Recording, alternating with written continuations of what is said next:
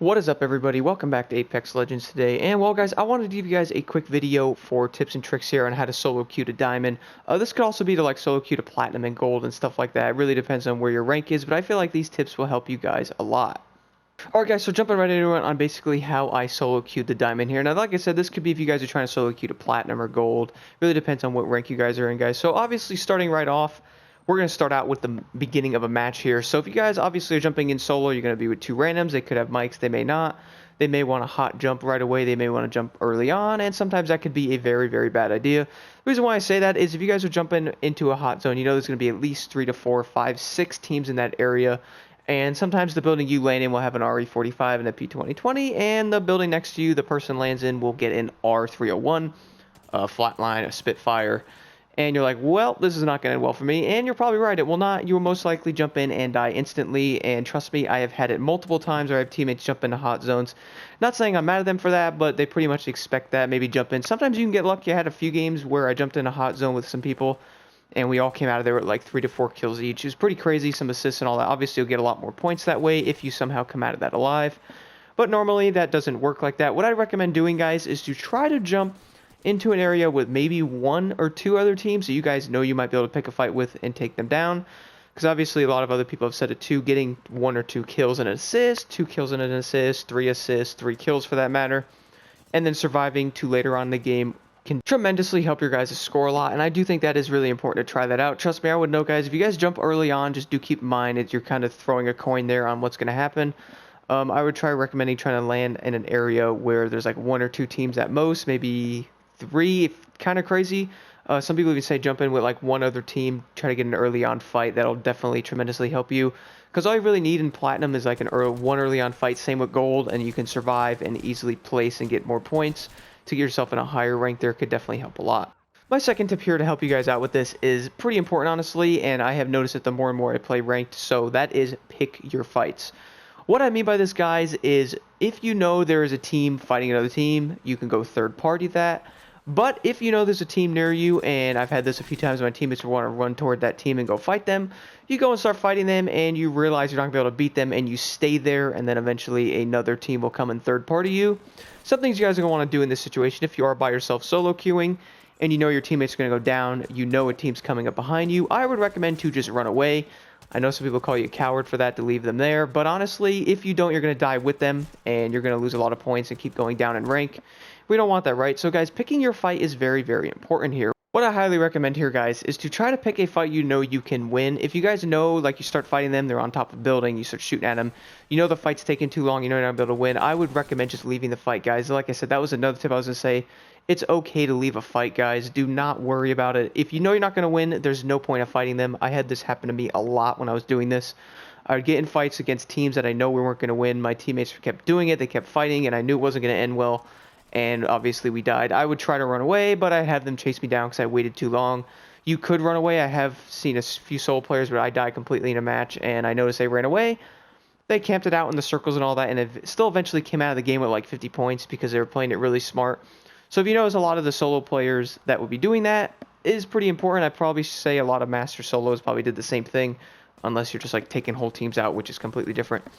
But guys, picking your fights is very important, guys, and I highly recommend to consider that when you're playing. If you guys are on a mic with the other 2 teammates, try to let them know what you guys are doing, and if you're like, hey, look, we're not going to win this fight, let's get out of here, that could work. Or start pinging behind you and just run away. Maybe they'll follow you. If they don't, well, they're probably going to die. Because obviously, once you guys jump into a fight in ranked, other teams will be like, oh, what's going on over there? And they're going to want to go jump in. Trust me, we all do it. Getting third-party kills is insanely important in ranked, and that obviously helps a lot. Instead of picking a fight you know you cannot win. I've seen it pop up in a few other places as well, that people are saying you need good teammates and stuff like that, good team composition. And that's kind of hard to do with randoms, but I figured I'd throw this in this video anyway. Obviously, I solo queued to diamond, and well, for that matter, when you jump in, guys, you know your teammates are going to be a wild card. They could be good, they may not be. Some of them might not even be actually taking the game this seriously, which is nothing wrong with that, because obviously it is just a game. But if you are really trying hard and you really want to get there, and your teammates are just jumping in there and dying, like that one random Octane that just goes, Rapido, throws a jump pad out and jumps into the other team, and then all of a sudden you hear, are they shooting at me? That's all you're going to start hearing in ranked, because a lot of people will be doing that, and I have noticed that people will jump and literally just jump in a whole team and try to fight them, and it just doesn't end well, and then they'll be like, bro, why didn't you follow me? It's like, I didn't want to go in there and die with you, bro. You're not going to kill all three of them. And honestly, like I said, I don't know. It just doesn't really work like that. I wanted to mention this as well because, a lot of players are going to want to jump in there and fight, which there's nothing wrong with that. But obviously, like I said, guys, just go in the pick your fights category there. Knowing you can't win, don't jump in there. I don't understand why some of the Octane mains do that, or even some of the Wraith mains would just run in there and get lit up. I had so many teammates literally just die instantly really early on in matches because they would jump into a whole team thinking they can take them out. And then all you'll hear from one of your teammates is they're one hit, and yeah, bro, they're one hit, and you have to shoot them like 5 or 6 times, and they're not one hit. And it's just a lot of stress that you guys shouldn't be going through, and I just wanted to mention this because I had this happen a lot when I was doing this. Anyway, guys, moving on from that. So the next tip, guys, I want to mention here, is you guys probably heard it from other YouTubers and stuff like that, and especially in ranked, for that matter, is you guys want to be in a fight for no longer than 15 to 30 seconds. If you know you can't win that fight, I'd recommend just getting out of there. The reason for that is if you're in a fight longer than that, you have a really good chance of being third-partied, because most of the time when you're gunfire, you're going to run toward that gunfire and try to jump in there. I'm sure most teams will be doing that. A lot of the good teams will jump in there and third-party to grab those points and all that, and drop other teams, obviously, to get higher placement.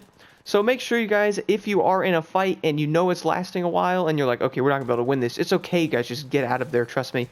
That also went in the category of it's okay to leave a fight, because it is okay to leave the fight if you know you're not going to win that. And if you know a team's coming up behind you and you're fighting for like over a minute and you know you're just shooting at them, damaging them a little bit, guys, other teams are listening to that and they're going to be rushing in there to fight you. And it's not going to be good when you have a team coming right up behind you and you all instantly get destroyed and you're like, well, there goes the match. And that other team will most likely die too, especially if you damaged a lot of them, knocked one of your teams are knocked, stuff like that. Like I said, it's really, really important, guys, to end a fight as quickly as you can.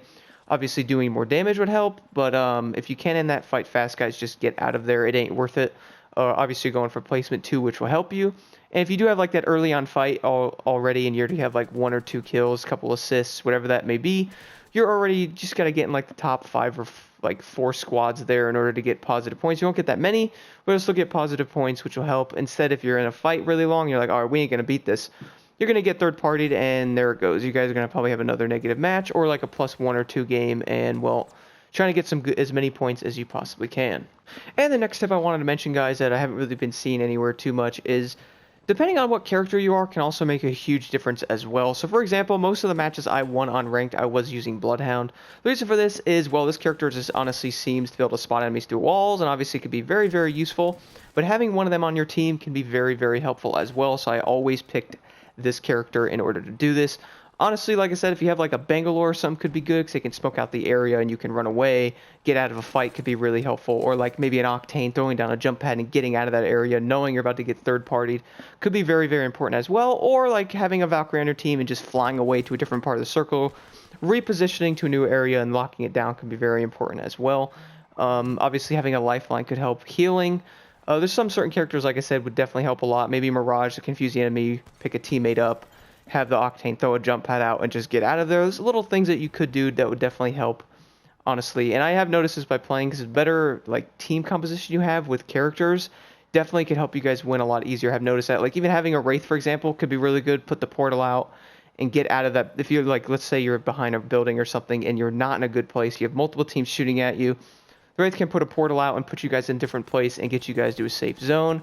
Having a Crypto could be useful as well, because he could use his drone to figure out where the enemies are in order to spot them and get them there. Obviously, a Gibraltar could be helpful as well, because that Dome Shield, throw the Dome Shield out and then pop a Valkyrie super and get out of there, or throw the Dome Shield out, pick your teammate up, and then have the Octane throw a jump pad out. Just some of the things you could do to help you guys get out of areas and help you fight, honestly. Revenant could be useful too, having death protection. Just do keep in mind, use that. Every single other player in the game could use it too.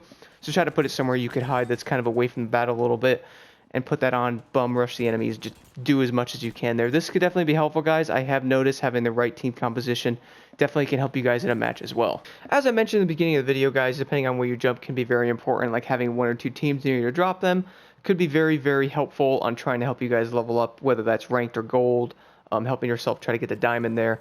Getting like I said, with one team drop in the beginning of the match could be very, very helpful, because if you guys drop one team, like get 2 assists, 3 assists, 1 kill, 2 kill, whatever that may be, and then surviving to like the top 3 squads, you will go up like 30 to 40, 50 points every game there. If you guys can manage to drop a team later on, or like even 1 kill, like if you, like for example, if a team's fighting and you notice they're fighting, try to jump in there in third party, maybe knock one or two, and then get out of there.